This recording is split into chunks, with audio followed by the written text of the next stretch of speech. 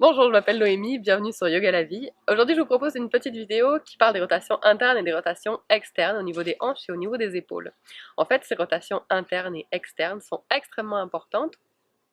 C'est des bonnes habitudes à prendre quand on commence le yoga et c'est d'excellentes choses à développer lorsqu'on pratique le yoga depuis longtemps. Et ces rotations internes et externes que vous découvrirez dans la vidéo à venir sont parfaites pour protéger les articulations. Les articulations des épaules sont les plus mobiles du corps et donc les plus fragiles. Et ces rotations internes et externes permettent de travailler les articulations de manière équilibrée. Les bons muscles forcent et les bons muscles se détendent. Sinon, souvent, dans les postures de yoga, on travaille de manière assez déséquilibrée. On fait ce qu'on peut avec ce qu'on a. Alors, c'est des bonnes indications à explorer dans notre corps, dans nos sensations, pour pouvoir vraiment vivre les postures de yoga à leur plein potentiel. Alors, j'espère que ça vous plaira et j'espère que vous ferez de belles découvertes. Ayez un bloc. Au besoin, déposez-le sous vos fessiers afin d'être confortable, afin d'être assis sur les genoux. Si c'est impossible, asseyez-vous sur vos fessiers, bien sûr. Et lorsque cela est fait, lorsque vous êtes assis confortablement, allongez les bras et déposez votre bloc entre vos deux mains. La première étape de ce premier exercice est de rapprocher les bras de la tête des épaules, puis d'allonger les bras. Deuxième étape. Troisième étape, poussez les mains l'une dans l'autre. Quatrième étape, éloignez les clavicules l'une de l'autre. Ensuite, à l'inspiration, vous soulevez les bras vers le ciel sans déstructurer ce que vous avez engagé au niveau des épaules. À l'inspiration, les bras montent, l'engagement reste, les mains restent poussées l'une dans l'autre, les épaules loin des oreilles, les clavicules loin l'une de l'autre, les bras longs.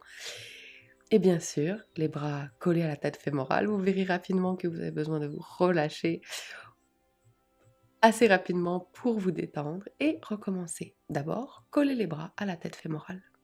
Ensuite, allongez les bras, pressez les mains l'une dans l'autre et éloignez les clavicules l'une de l'autre. À l'inspiration, soulevez les bras vers le ciel, conservez la structure des épaules et expirez les bras vers l'avant. À l'inspiration, à nouveau, les bras s'élèvent vers le ciel. Ce travail au niveau des épaules vous permet d'être plus sensible de la musculature engagée lorsque les bras travaillent. À l'inspiration, peut-être une troisième fois, les bras montent. Et à l'expiration, les bras redescendent. Vous verrez que cette articulation est l'une des plus fragiles du corps et qu'il est très important ainsi de la protéger, de l'entraîner à travailler de manière équilibrée afin que les bons muscles travaillent et que les bons muscles se relâchent.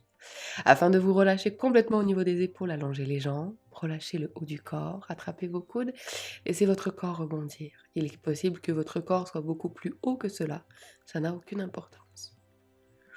Lorsque vous êtes prêt, dans la chaise, les genoux pliés, le poids dans les talons, le bas des abdominaux engagés, les épaules détendues, vous allez travailler à rouler l'intérieur des cuisses vers l'arrière, autant l'intérieur des cuisses au-dessus du genou qu'au niveau de l'aine.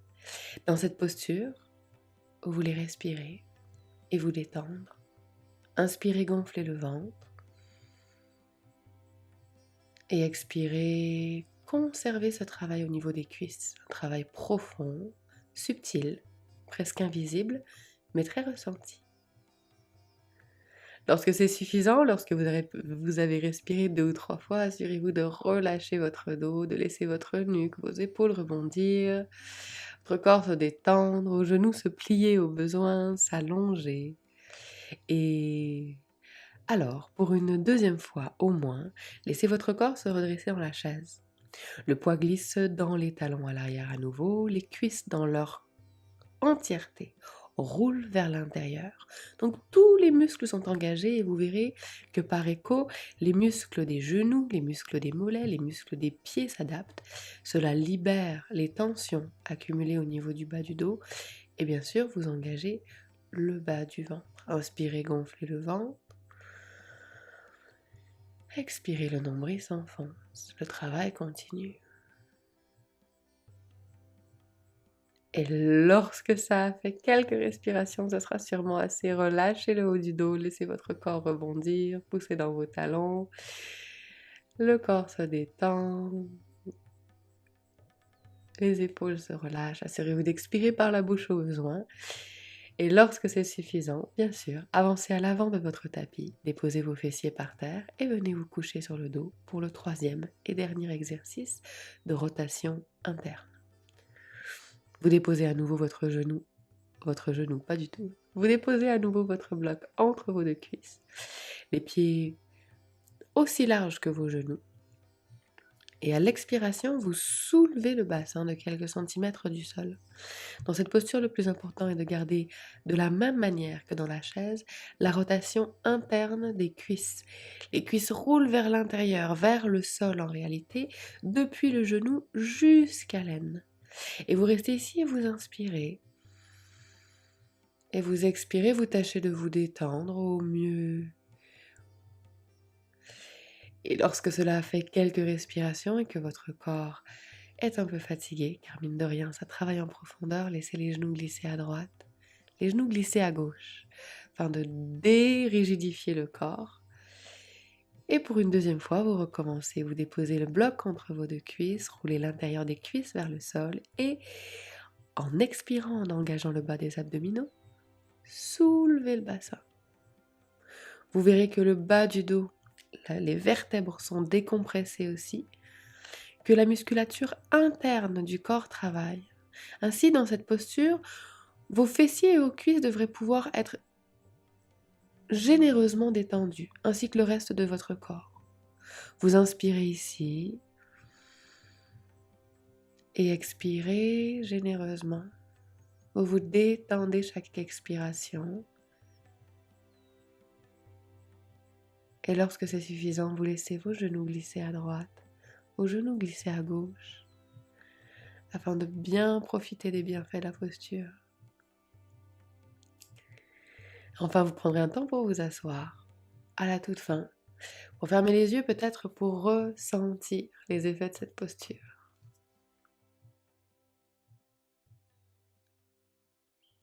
Alors j'espère que cette vidéo vous a plu, j'espère que vous avez découvert quelque chose d'intéressant, que vous avez approfondi votre connaissance de vos articulations.